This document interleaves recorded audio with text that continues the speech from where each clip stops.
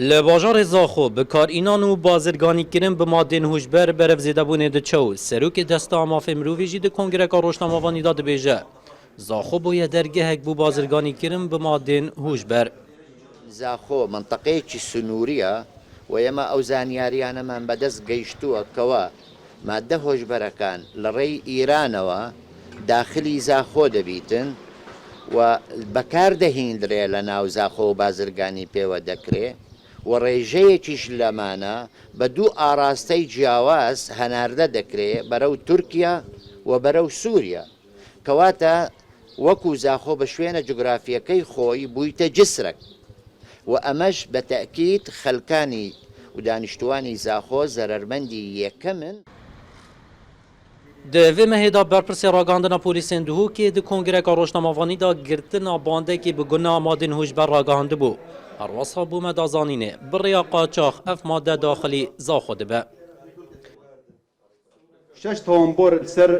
کارینانا مادین هوشبر هاتینه دست سرکرن ولدیف بند 14 سردو جماده آنکوژیاسای نهیلانا مادین بهوشگر هاتینه زندان کرن هجی گوتنی که اوه بجاره گلک یه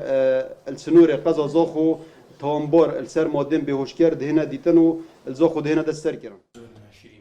به کار اینان و بازرگانی کردن به مادین هوشبر پارێزەرێک سزای وی د چارچوبê دادگehê da xoya dike û dibêje li ser vî babetî divê dawakarê giştî bête serxat. اف لدوانا که گلک مترسی داره و زنگا مترسیه نک بس بو زاخو بتنی بلکه بو کردستان همیل جبر کو زاخو دروازه که گرنگی کردستان عراق همیه الویره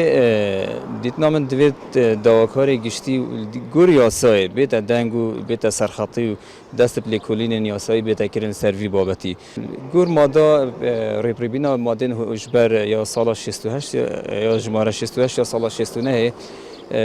تحديدا الماده 14 الماده 14 هاتيه او کسی بازرگانی فقره ایک او کسی بازرگانی به ماده هوشبر بکد عقوبای گهاندی حتی اعدام و هر وسا سجن مؤبد جبر کو جغرافیا باجار زاخو هفسنور دگل سی ولاتانو هبونا درگه هر گرنگ ابراهیم خلیل بویا صدام کو جار بریا قاچاق اف مادن قدغگری بازرگانی سر بیت کرنه